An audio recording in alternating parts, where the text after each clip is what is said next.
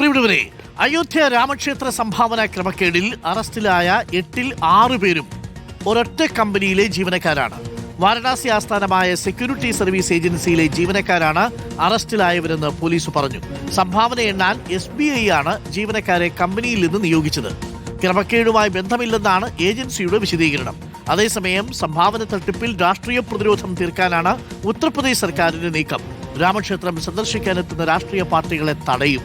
രാമക്ഷേത്രത്തിന്റെ വിവിധ ഭാഗങ്ങളിൽ കൂടുതൽ QR കോഡുകൾ സ്ഥാപിക്കും. വിശ്വാസികൾ കാണിക്ക പണമായി ഇടുന്നത് കുറയ്ക്കാൻ വേണ്ടിയാണ് നീക്കം. ഇപ്പോൾ വരുന്നൊരു വിവരം, ക്രമക്കേട് സംബന്ധിച്ച് വിശദമായ റിപ്പോർട്ട് RSS മേധാവി മോഹൻ ഭാഗവത്തിന് കൈമാറി. RSS ക്ഷേത്ര പ്രചാരക് 3 ദിവസം അയോധ്യയിൽ ക്യാമ്പ് ചെയ്താണ് റിപ്പോർട്ട് തയ്യാറാക്കിയതെന്നാണ് ഇപ്പോൾ ലഭിക്കുന്ന വിവരം. നോബൽ മാരിക്കാരനോട് കൂടുതൽ വിവരങ്ങൾ. നോബൽ മാരിക്കാരൻ, അയോധ്യയിലെ ക്ഷേത്ര സംഭാവന കൊള്ളയിൽ UP സർക്കാരും ഇപ്പോൾ പ്രതിരോധത്തിലായിരിക്കുകയാണ്. എന്നാൽ അത് രാഷ്ട്രീയ മുതലെടുപ്പിന് മറ്റു പാർട്ടികളെ അനുവദിക്കില്ല എന്ന നിലപാടിലാണോ യോഗി ആദിത്യനാഥ് സർക്കാരുള്ളത്? ഇപ്പോൾ പുറത്ത് ചില വിവരങ്ങൾ വരുന്നുണ്ടല്ലോ. മോഷ്ടിച്ചവരെല്ലാവരും ഒരേ കമ്പനിയിലെ ജീവനക്കാരായിരുന്നു എന്നുള്ളത്. ഈ ഉത്തരവാദിത്വത്തിൽ നിന്ന് ചമ്പത്രായി അടക്കമുള്ള ക്ഷേത്രം ട്രസ്റ്റിന്റെ VHPയുടെ വൈസ് പ്രസിഡന്റ് അടക്കമുള്ളവർക്ക് മാറി നിൽക്കാൻ കഴിയുമോ? നോബൽ മാരിക്കാരൻ,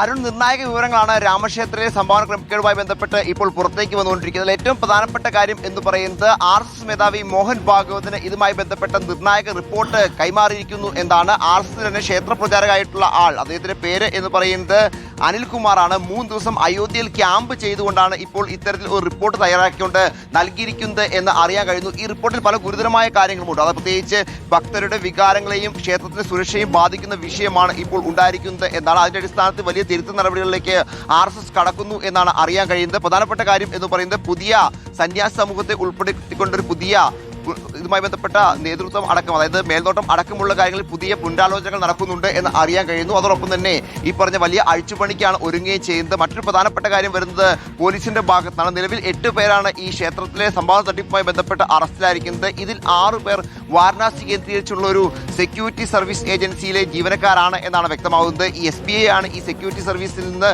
ആളുകളെ പണം എണ്ണുന്നതിന് വേണ്ടി അവിടെ നിന്ന് എടുത്തിട്ടിരിക്കുന്നത്. പക്ഷേ ഈ കമ്പനി എന്താണെങ്കിലും വ്യക്തമാക്കുന്നത് 15 വർഷമായി പ്രവർത്തിക്കുന്നു. 15ഓളം വരുന്ന സംസ്ഥാനങ്ങളിൽ പ്രവർത്തിക്കുന്നു. കേന്ദ്ര സർക്കാരിന്റെ അടക്കം വിവിധ പദ്ധതികൾ പ്രവർത്തിക്കുന്ന കമ്പനിയാണ്. തങ്ങൾക്ക് ഇതിൽ മറ്റു തരത്തിലുള്ള ഇടപെടലുകൾ ഒന്നും ഇല്ല. ജീവനക്കാർ ചെയ്ത് അവരുടെ തെറ്റ് മാത്രമാണ് എന്നാണ് കമ്പനി വ്യക്തമാക്കുന്നത്. അതേസമയം പ്രധാനമായും ഈ വിഷയം ഒരു രാഷ്ട്രീയ പ്രത്യാരോപണത്തിൽ ഇപ്പോഴും തുടരുകയാണ്. കാരണം അടുത്ത വർഷം നിയമസഭാ തെരഞ്ഞെടുപ്പ് നടക്കാൻ പോകുന്നവരുടെ പ്രതിപക്ഷ കക്ഷികൾ ഈ വിഷയത്തെ വലിയ തരത്തിൽ തന്നെ പ്രചരണം നടത്തുന്നുണ്ട്. ഇന്നലെ കോൺഗ്രസിന്റെ നേതാക്കൾ, പ്രത്യേകിച്ച് അജയ് റായ് അടക്കമുള്ള ആളുകൾ അയോധ്യ സന്ദർശിക്കാൻ ഒരുങ്ങുകയും പിന്നീട് അവരെ കരുതൽ തടങ്കലിൽ ആക്കുകയൊക്കെ ചെയ്ത് നമ്മൾ കണ്ടതാണ്. നേരത്തെ അരവിന്ദ് കെജ്രിവാൾ അയോധ്യയിൽ എത്തുകയും ചെയ്തിരുന്നു. ഈ രാഷ്ട്രീയ കക്ഷികളുടെ വരവ് BJPക്ക് വലിയ തരത്തിൽ തിരിച്ചടിയാകുമെന്ന് യോഗി ആദിത്യനാഥിനും അതോടൊപ്പം തന്നെ BJPക്കും അറിയാം. അതിന്റെ അടിസ്ഥാനത്തിൽ തന്നെയാണ് ഈ രാഷ്ട്രീയ മുതലെടുപ്പിന് അവസരം ഒരുക്കില്ല എന്ന് വ്യക്തമാക്കുന്നത്. പ്രത്യേകിച്ച് വരുന്ന തെരഞ്ഞെടുപ്പിൽ യോഗി ആദിത്യനാഥിനെ സംബന്ധിച്ചിടത്തോളം ഈ വിഷയം സജീവമായി തന്നെ ചർച്ചയിലേക്ക് നിൽക്കുന്നത് സർക്കാരിന് തിരിച്ചടിയാണ്. തെരഞ്ഞെടുപ്പിൽ പക്ഷേ വലിയ തരത്തിൽ തിരിച്ചടികൾ ഉണ്ടാകാനുള്ള സാധ്യത അടക്കമുണ്ട്. ആ പശ്ചാത്തലത്തിൽ എന്താണെങ്കിലും രാഷ്ട്രീയ മുതലെടുപ്പിന് പ്രത്യേകിച്ച് പ്രതിപക്ഷ കക്ഷികളെ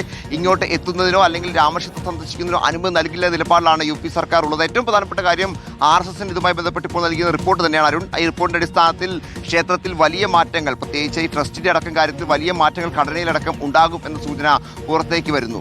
ഓക്കെ, നോബൽ മാരിക്കാരനാണ് വിവരങ്ങൾ നൽകിയത്. പ്രിയപ്പെട്ട പ്രേക്ഷകരെ, ചെറിയ തട്ടിപ്പല്ല കേട്ടോ. 200 കോടി രൂപയോളമാണ് തട്ടിപ്പ് നടത്തിയിരിക്കുന്നത് എന്നുള്ളതാണ്. ഭഗവാനെ വിശ്വസിച്ച് കാണിക്ക ഇട്ട് കൊടുക്കും. ആ കാണിക്കയൊക്കെ ഈ പറയുന്ന ചങ്ങാതിമാരെ അടിച്ചുകൊണ്ട് പോകും. ഇതാണ് സംഭവം.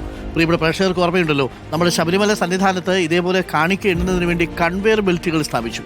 കൺവെയർ ബെൽറ്റുകളൊക്കെ സ്ഥാപിച്ചു കഴിഞ്ഞിട്ടും അതിൽ എണ്ണുന്നവരെ വിശ്വാസമില്ലാതായതുകൊണ്ട് ചില പ്രത്യേക നിബന്ധനകളൊക്കെ വെച്ചിരുന്നു. വളരെ രസകരമാണ്. അത് നിങ്ങൾ അന്വേഷിച്ചാൽ രഹസ്യമായി പറഞ്ഞാൽ പറയാം. അപ്പോൾ അങ്ങനെ ചില കൗതുകങ്ങൾ കൂടിയുണ്ട് എന്നുള്ളതാണ്. പലപ്പോഴും നമുക്ക് മനുഷ്യരിൽ വിശ്വാസമില്ല. ദൈവത്തിൻ്റെ കാര്യമാണെങ്കിലും അടിച്ചുകൊണ്ട് പോകാനേ കുറച്ച് സമയം മതിയല്ലോ. അവിടെ ഇവിടെയൊക്കെ വെച്ചുകൊണ്ടായിരിക്കുമല്ലോ ഇവർ പോവുക. ഈ എണ്ണുന്ന സ്ഥലത്ത് ശുചിമുറിയിൽ നിന്ന് 4 ലക്ഷം രൂപ കണ്ടെടുത്തു എന്നാണ് പറയുന്നത്. ഒന്ന് ആലോചിച്ച് നോക്കൂ. അപ്പോൾ രാമന് വേണ്ടി, രാമനെ വിശ്വസിച്ച് രാമഭക്തന്മാരായിട്ടുള്ള ആളുകൾ കൊടുത്ത പണമാണ് ഈ ചങ്ങാതിമാർ അടിച്ചുകൊണ്ട് പോയത്. എന്നിട്ട് വല്ല കാര്യമുണ്ടോ? ഇപ്പോൾ അതിനെക്കുറിച്ച് അന്വേഷിക്കാൻ മറ്റു പാർട്ടികൾ അവിടേക്ക് ചെല്ലുമ്പോൾ പാർട്ടികളെ അങ്ങോട്ട് കയറ്റില്ല എന്നാണ് പറയുന്നത്. അതെന്ത് കാര്യമാണ്? അടിച്ചുകൊണ്ട് പോയവൻ പുറത്ത്, അടിച്ചുകൊണ്ട് പോയത് അന്വേഷിക്കാൻ ചെല്ലുന്ന ആളുകൾ അകത്ത്. ഇതാണ് അവസ്ഥ.